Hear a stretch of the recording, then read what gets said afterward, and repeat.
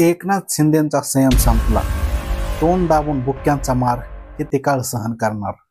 महायुतीत अजित पवारांची एंट्री झाली आणि त्यानंतर एकनाथ शिंदे यांच्या शिवसेनेची त्यांची फडफड सुरू झाली. एकनाथ शिंदे मुख्यमंत्री असतानाही अजितदादा पवार यांना आणि त्यांच्या शिलेदारांना महत्वाच्या जिल्ह्यांचे पालकमंत्रीपद मिळाले. त्यातून मग भाजप विरुद्ध शिवसेना असा संघर्ष पाहायला मिळाला. एकनाथ शिंदे यांनी शिवसेना फोडली नसती तर भाजप सत्तेत आला नसता. भाजपची साथ नसते तर एकनाथ शिंदे मुख्यमंत्री झाले नसते. असे दावे प्रतिदावे दोन्ही पक्षाकडून झाले. शिंदे यांच्या संयमाची जणू परीक्षा सुरू झाली. मात्र आता त्यांचा संयम सुटत आहे. शिंदे आणि अजितदादा यांच्यातील हा गुप्त संघर्ष महाविकास आघाडीमध्ये सरकारच्या काळात सुरू झाला होता. त्या सरकारमध्ये बघा, अजितदादा अर्थमंत्री होते. शिवसेनेच्या आमदारांना निधी मिळत नाही, राष्ट्रवादीच्या आमदारांना झोकते माप दिले जाते असा आरोप त्यावेळी अजितदादावर करण्यात आला होता. मात्र एकनाथ शिंदे यांनी उद्धव ठाकरे यांची साथ सोडली. त्यासाठी अजितदादाकडून निधी मिळत नाही हे एक मुख्य कारण होते. ते खरं मानलं तर एकनाथ शिंदे यांच्या सहकार्यांना तोंड दाबून बुक्क्यांचा मार कशा प्रकारे सहन करावा लागत आहे याची प्रचिती येऊ शकते.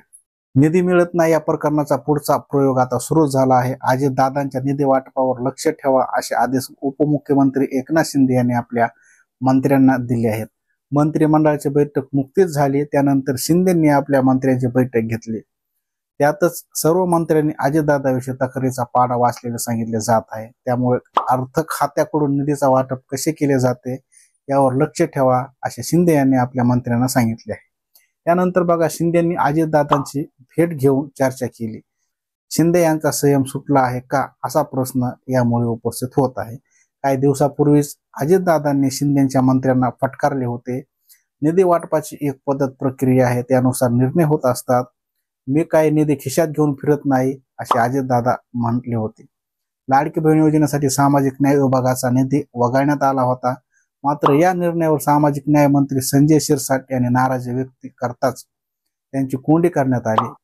त्यांच्या मुलावर महिलेने आरोप केल्याचे प्रकरण बाहेर आले.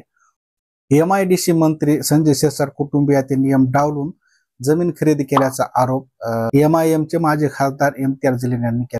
अशा पद्धतीने संजय शिरसाट यांच्याशी संबंधित एका पाठोपाठ प्रकरणे बाहेर काढण्यात आली. याचा अर्थ असा की एकनाथ शिंदे यांचे महायुतीतील दोन्ही पक्ष म्हणजे भाजप आणि राष्ट्रवादी काँग्रेस मिळून कोंडी करत होते. शिंदेचे परतीचे दोर कापली गेलेली आहे. अजितदादांचे तसे नाही. दोन्ही राष्ट्रवादी काँग्रेस एकत्र येतील अशी चर्चा मध्यंतरी झाली.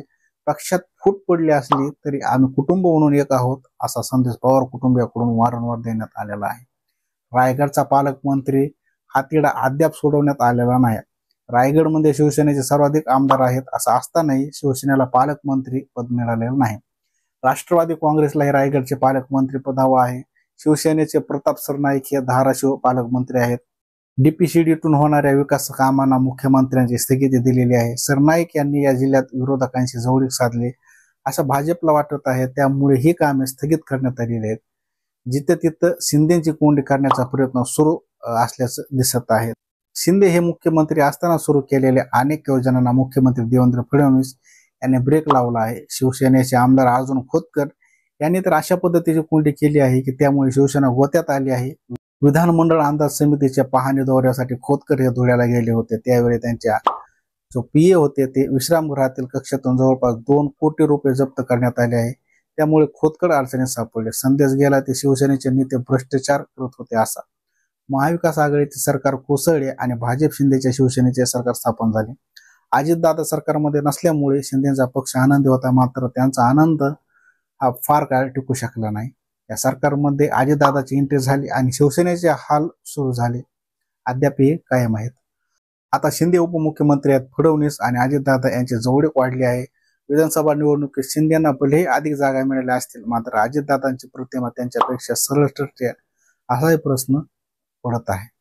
हा प्रश्न यामुळे आहे की काकांपासून म्हणजे शरद पवार यांच्यापासून वेगळे होऊनही अजितदादांनी संयमी भाषेची मर्यादा सोडलेली नाही. ते शक्यतो शरद पवार यांच्यावर टीका करत नाहीत. केली तरी ते संयमित असते. शिवसेनेचे मात्र एकदम उलट चित्र आहे. टीका करताना कशी भाषा वापरायची याची मर्यादा दोन्ही बाजूने सोडलेली आहे. महायुतीतील मराठा नेता कोण याचे उत्तर होते एकनाथ शिंदे. मात्र अजितदादा महायुतीतील आल्यापासून या उत्तराला पर्याय उपलब्ध झाला आहे. शिंदे यांची कोंडी करण्याची एकही संधी सोडण्यात आलेली नाही हे वास्तव आहे. तोंड दाबून बुक्यांचा मार सहन करणे असा प्रवास शिवसेनेचा सुरू आहे.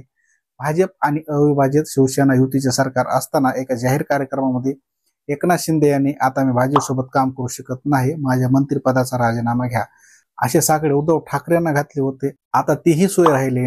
उद्योग मंत्री उदय सामंत 20 आमदारांसह भाजपमध्ये जाणार अशी चर्चा घडवण्यात किंवा अफवा पसरवण्यात आली आहे. समजा शिंदेची सत्तेतून बाहेर पडण्याचा निर्णय घेतला तर किती आमदार त्यांच्यासोबत जातील हा कळीचा प्रश्न आहे.